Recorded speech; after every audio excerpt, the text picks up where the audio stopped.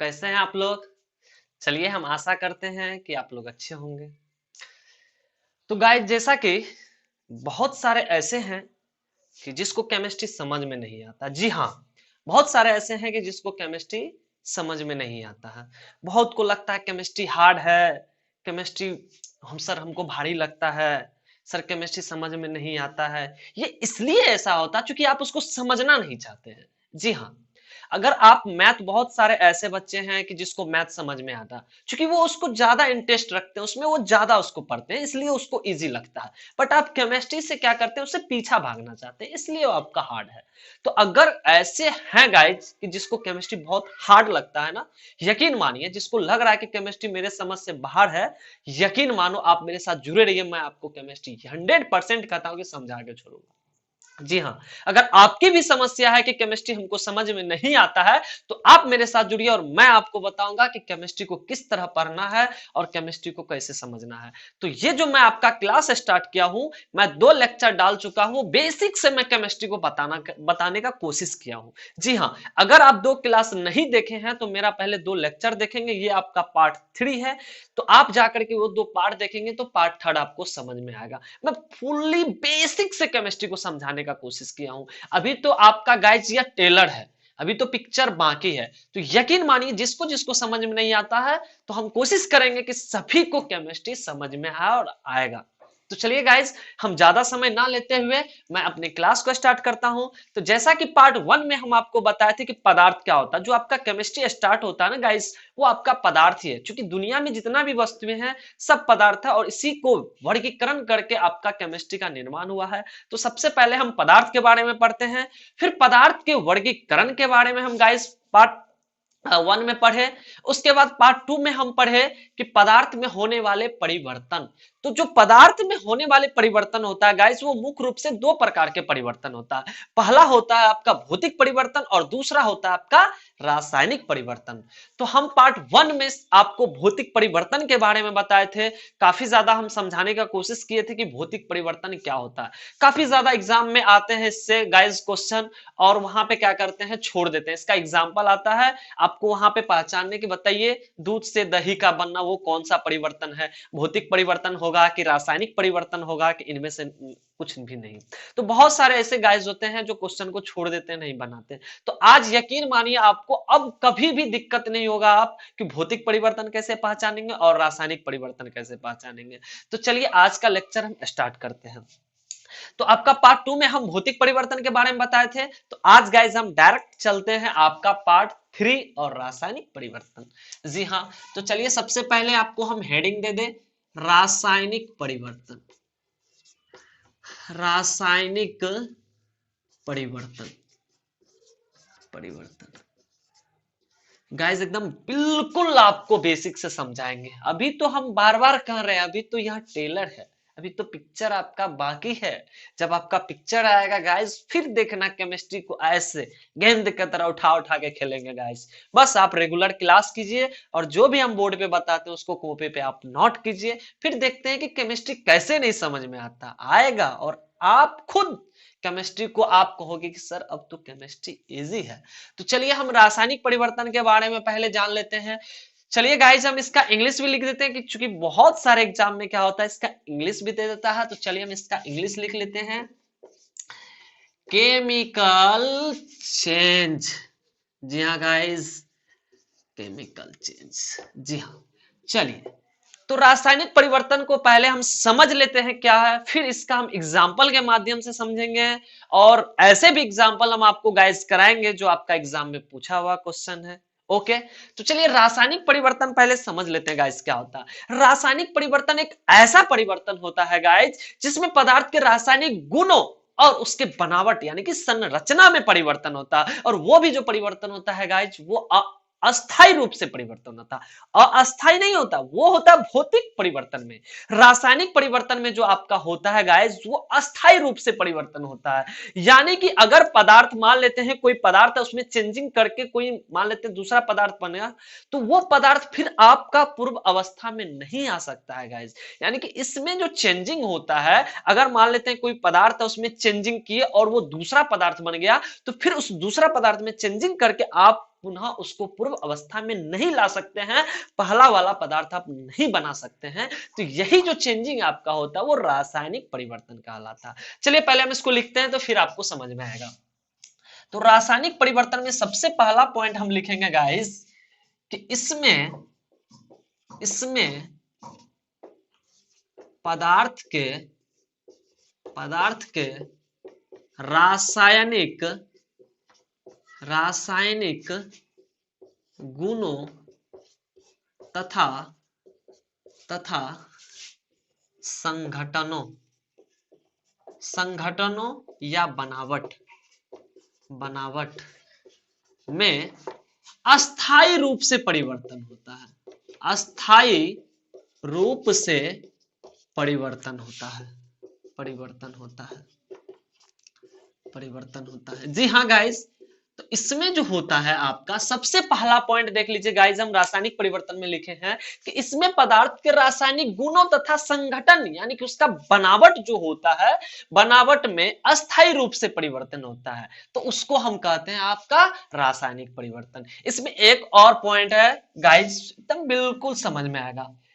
यह जो परिवर्तन होता है गाइस, आप भौतिक परिवर्तन अगर देखे होंगे तो उसमें क्या था कि अगर कोई पदार्थ X है और उसमें चेंज करके मान लेते हैं वो पदार्थ Y प्राप्त होता था, तो फिर इस Y पदार्थ में हम चेंजिंग करके हम X में उसको ला सकते थे। जी हाँ, जैसे कि आप देखे थे बर्फ का बनना, अगर बर्फ था, मान लेते हैं बर्फ कैसे बनता, तो आप पानी को क्या कर सकते हैं, 0 डिग्री सेल्सियस पे क्या कर सकते हैं, उसको ठंडा करके बर्फ में कन्वर्ट कीजिएगा, फिर बर्फ पिघल करके आपका पानी प्राप्त होता है। तो उस समय क्या होता था कि x जो है y बनता था, फिर y में चेंजिंग करके हम x लाते थे। बहुत सारे ऐसे एग्जाम्पल देखे थे हम। लेकिन इसमें जो होता है गाइज ऐसा नहीं होता है। इसमें अगर x कोई पदार्थ है तो चेंजिंग करके अगर y पदार्थ आता है तो फिर आप y से x में नहीं ला सकते हो। जी हाँ, इसमें फिक्स रूप से चेंजिंग होता है, अस्थायी रूप से चेंजिंग होता है इसमें गाइज। तो इसमें सबसे पहले तो उसमें हम क्या देखे थे कि अगर मान लेते कोई पदार्थ x है, चेंजिंग करके हम y लाए, फिर y में चेंजिंग करके हम x लाए, तो इस टाइप का जो परिवर्तन होता है उसको हम कहते हैं उत्क्रमणीय परिवर्तन। लेकिन अगर मान लेते हैं कोई पदार्थ x है और वो चेंज होकर के y हो जाए और y को हम चेंज नहीं कर सकते हैं x में, तो यह जो परिवर्तन होता है जस्ट उसका उल्टा गाइस, उस परिवर्तन को हम कहते हैं अनु उत्क्रमणीय परिवर्तन। तो दूसरा पॉइंट हम यहां पे लिख देते हैं गाइस कि यह परिवर्तन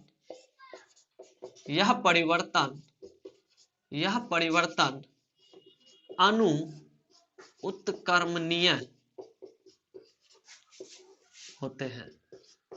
जी हाँ गाइस, तो यह जो परिवर्तन होता है अनु उत्क्रमणीय होते हैं, यानी कि कोई पदार्थ अगर x है और उसको चेंजिंग करके हम y बनाते हैं, फिर y पदार्थ को आप चेंजिंग करके x में नहीं ला सकते हैं। इसका मीनिंग हुआ अर्थात पदार्थ अंतिम अवस्था से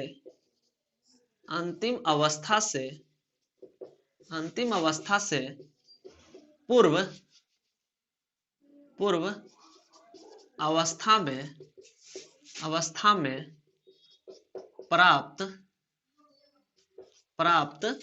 नहीं किया जा सकता है।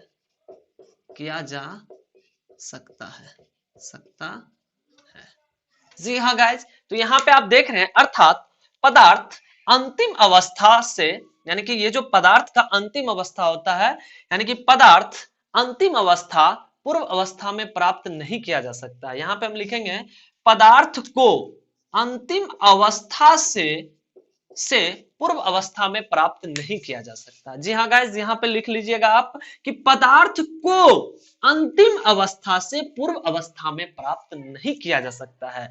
जैसे आपको अब एग्जांपल के माध्यम से समझाते हैं गाइस, आपको बिल्कुल क्लियर हो जाएगा।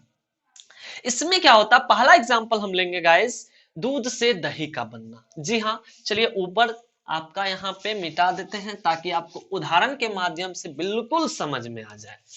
तो यहाँ पे हम लिखते हैं उदाहरण से गाइज आपको बिल्कुल समझ में आ जाएगा। पहला लेते हैं कि दूध से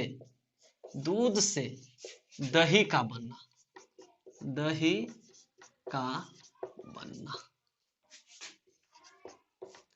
जी हाँ गाइस, ये जो आपका उदाहरण है ये आपका रासायनिक परिवर्तन का होता है। दूध से दही का बनना, अगर एक बार आप दूध से दही बना लेते हैं तो क्या बताइए किसी भी विधि द्वारा दही से दूध प्राप्त किया जा सकता है? यह इम्पॉसिबल है। यानी कि इसमें जो परिवर्तन होता है गाइस वो अस्थायी रूप से होता है। वो दूध था, इसका एकदम प्रॉपर्टी चेंज हो गया। अब दूध का एक अलग प्रॉपर्टीज गुण होता है और दही का एक अलग गुण होता है। आप देखेंगे दूध का स्वाद एक अलग होता है, उसका गुण एक अलग होता है और दही का स्वाद एक अलग होता है। इसलिए इसमें जो परिवर्तन होता है इसके रासायनिक गुणों में, जी हाँ गाइस, जी हाँ देख लीजिए, लिखे इसके रासायनिक गुणों में परिवर्तन होता है। कहने का मतलब दूध का एक अलग गुण था, एक अलग प्रॉपर्टीज था, और यहाँ पे दही का एक अलग गुण, एक अलग प्रॉपर्टीज होता है। तो दूध से दही का बनना गाइस कौन सा परिवर्तन? रासायनिक परिवर्तन। आप कभी भी अगर एक बार दूध से दही बन जाए तो आप दही से दूध कोई भी विधि द्वारा नहीं बना सकते हैं। इसलिए इस परिवर्तन को हम कहेंगे रासायनिक परिवर्तन। उसके बाद हम बताए थे दूसरा पॉइंट कि यह परिवर्तन अणु उत्क्रमणीय होता है। क्या बच्चों, कहने का मतलब गाइस यहाँ पे अगर दूध से दही बन गया, अगर मान लेते हैं दूध से दही बन गया, क्या आप दही से दूध बना सकते हैं? कोई भी विधि है आपके पास? नहीं है।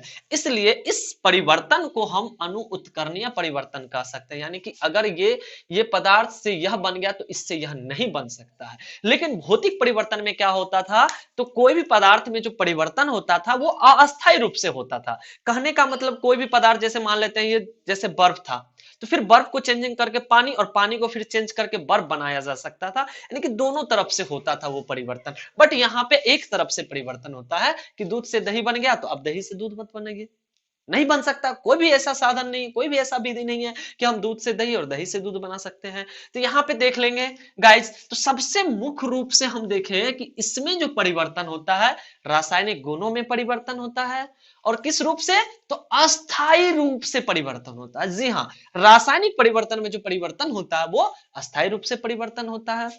फिर लिखे हैं कि इसको अंतिम अवस्था से पूर्व अवस्था में नहीं लाया जा सकता है। क्या दही से दूध नहीं नहाएगा कभी? तो ये अंतिम अवस्था और इसको पूर्व अवस्था में आप नहीं ला सकते हैं। तो चलिए और भी एग्जांपल देखेंगे ताकि आप लोग का कंसेप्ट पूरा क्लियर हो जाए। चलिए और भी एग्जांपल लेते हैं गाइस। यहाँ पे बोर्ड पे पहले हम मिटा देते हैं क्योंकि जगह नहीं है। तो जितने भी गाइस देखते होंगे तो ये काफी ज्यादा एग्जाम में इससे जो एग्जाम्पल देंगे हम वो आता है, तो आप लोग कॉपी पे इसको नोट कर लेंगे ताकि आपका कॉपी में रहेगा, तो जब मन तब आप इसको देख सकते हैं, समझ सकते हैं। तो चलिए गाइस दूसरा एग्जाम्पल हम देखते हैं। दूसरा एग्जाम्पल मोमबत्ती, मोमबत्ती का जलना।